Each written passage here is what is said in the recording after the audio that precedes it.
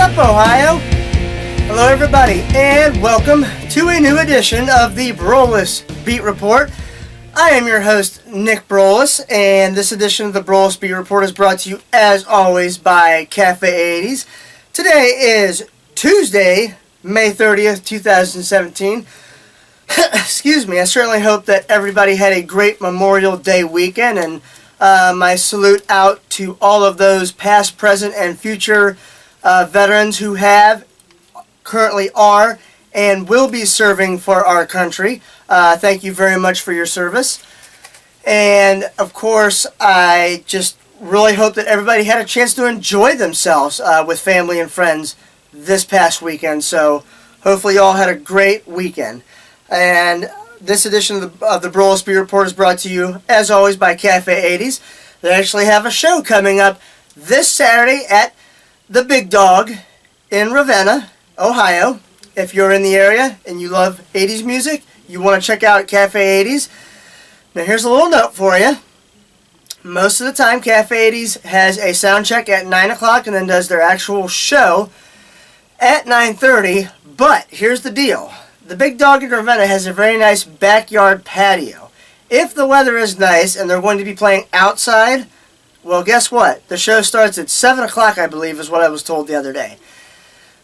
Excuse me. Now, if the show is inside, they will be doing their normal 9 o'clock sound check, and then 9:30 is the actual start to the show. So you want to keep an eye on the weather and plan accordingly, because they could very well be starting up at 7 o'clock. So you'll want to check out Cafe 80s if you enjoy dancing and love 80s music. There are 3 ways to keep up with Cafe 80s. You can check out their actual website, thecafe80s.net. You can follow them on Facebook. Just type in the Cafe 80s, the Cafe 80s, or you can simply download the Bands in Town app and search Cafe 80s, and they will actually send you notifications letting you know when there will be at a venue near you. Well, it is officially finals week if you are a Cleveland Cavaliers fan or a Golden State Warriors fan. And tip-off from Oracle Arena out in Oakland is set for 9 o'clock this Thursday night, which I'm going to get into that in just a minute. I'm not too happy about that. And it is obviously a best-of-7 game series. This is what they would call in baseball terms, out of a 3-game series, the rubber match. And, of course, you know me, I had to write down some keys to a Cavaliers victory, and if they do these, they have a very good chance of going back-to-back and winning the NBA title in back-to-back years. Well, the first one I wanted to write down was transition defense. The Golden State Warriors are a type of team, as some of you, if not all of you, may know, that like to play fast. They want to get the ball to the other end of the court and get into their offensive sets. And there's obviously a lot of movement when it comes to Golden State. I believe they were the top team in the regular season in assists per game. And I'm pretty sure that they have led all teams in the postseason in assists per game. So Cavaliers are going to have to play really good defense, especially when they miss a shot. They're going to have to get back in and identify who is guarding who and fast, or else Golden State will make you pay, in case some of you have not watched them play. That leads me to the Cavaliers offense. Their best opportunity to get easy buckets is to also go and push the ball up the floor, get into their offensive sets, and score fast. That's how they're going to get easy buckets on Golden State's defense. This could also be a battle of the benches if both starting units are playing at the same level. And what I mean by that is, if the Cavaliers starting 5 can keep up with Golden State's starting 5 and vice versa, if you want to say it the other way, it doesn't really matter. That's when it's going to come down to the benches. And for the record, based off of paper, it looks like the Cavaliers have the advantage when it comes to bench players. So keep an eye on that. For a perfect example with the Cavaliers, like a Richard Jefferson, Darren Williams, I'm not too sure as to why Channing Frye hasn't been used very much lately, but I really think the Cavaliers could use him in this series, especially to spread the floor, and maybe if you play him at the 5, force the center, Zaza Pachulia for the Warriors, to come away from the paint so that there's no rim protection there for Golden State when it comes to defense. Also, you have to make Golden State pay when they're resting their starters. When the bench players come in, that's when you got to really take it to them. Which leads me to another thing. Do not allow some of these less talented players for Golden State turn into all-stars during this series. Because if Cleveland does that, this series could get ugly fast. And last but not least, how about this? Frustrate Draymond Green. Yes, everybody knows, at least most people know, that he has a temper and he gets frustrated easily. Go at him. Force him to play defense. Set hard picks. Things like that. Really go at Draymond Green. Get him in foul trouble early. That's a big point, in my opinion. Because guess what? He gets them technical fouls racked up. Out of here. And especially if he starts abusing the refs verbally, out of here. So that's what I have on the Cavs. Let's move in to the baseball world, shall we?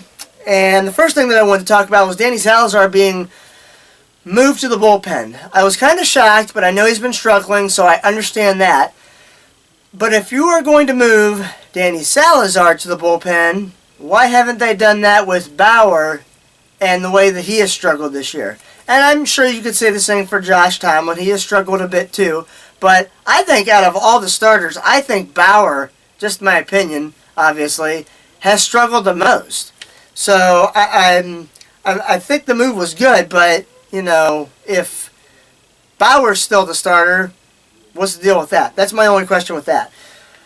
I know I beat up a lot on Carlos Santana and his lack of defense over the last couple of years at first base, which is primarily why they've been using him strictly as a DH. Well, now obviously we have Encarnacion, and they have used Carlos Santana out in the field at first base. Well, you got to give credit where credit's due. Carlos Santana has been playing very good defense this year so far for the Cleveland Indians.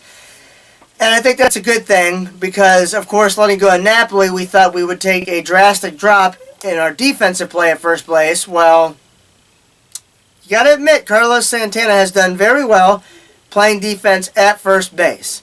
And speaking of Edwin Encarnacion, his bat's starting to heat up in case you haven't noticed.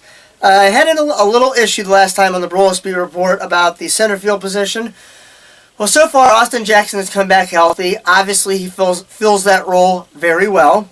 But Bradley Zimmer, once he's gotten called up, well, I should say ever since he's gotten called up, he's played very well out in center field. So far, they've put the Band-Aid, so to speak, on that position. As long as they continue to get production from them guys, both at the plate and playing defense out in the outfield, we're good to go there. Now, the next three series are as follows for the Cleveland Indians, as I get ready to give you the standings as well. They're obviously finishing up a series with the Oakland Athletics, and after that, they have a 3-game series out in Kansas City, a 2-game series out in Colorado, and then they come home to face the Chicago White Sox here in Cleveland in a 3-game series. Now, let's give you a standings update for Major League Baseball, shall we? Obviously, we're going to start over here in the American League. Over in the East, the Yankees hold the first place spot down, and they are 3 games ahead of the Boston Red Sox, and the Baltimore Orioles are in third place, followed by Tampa Bay and Toronto. Here in the Central, Minnesota leads the Cleveland Indians by 1 game, followed by the Chicago White Sox, who are in third place. The Detroit Tigers are in fourth place, and then Kansas City still remains in last place. And over out west, Houston is in first place, followed by the Los Angeles Angels of Anaheim, and then Texas is in third place, followed up by Seattle and last place, Oakland. Now switching over to the National League, Washington is in first place over in the NL East, followed by Atlanta, the Mets, Miami, and Philadelphia. Then over in the Central, Milwaukee still in first place. The Cubs moved up into second place. St. Louis is in third, followed by Cincinnati and Pittsburgh. And finally, out west in the NL, you have the Colorado Rockies, who are still in first place, followed up by the Dodgers, who are still kind of hanging in there, followed up by Arizona, San Francisco, and of course the Padres are in last place.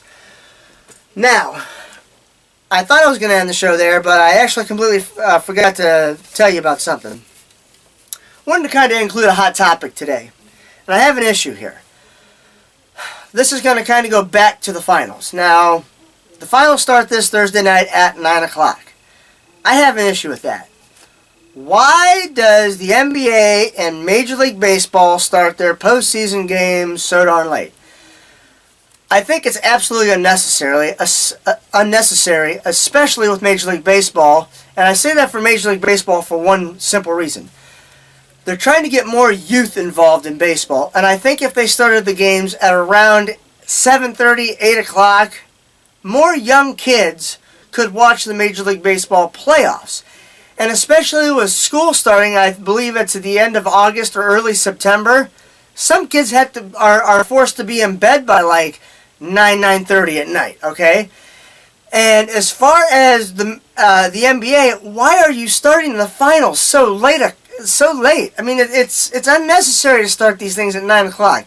Because then we got to stay up here on the East Coast till around 11:30, 12 o'clock at night. God forbid if we go into overtime, especially extra innings for baseball. I really do not like the fact that Major League Baseball and the NBA start their postseason games so late. It's ridiculous.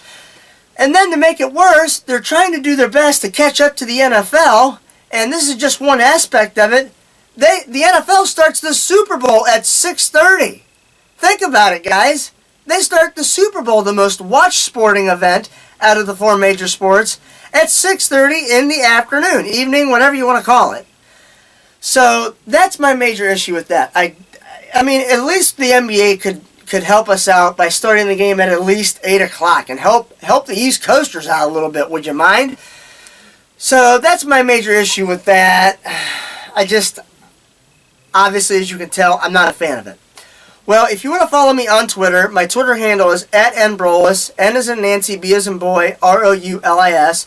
I'm also working on getting some new articles up on the fandom.com website for you to read and check out.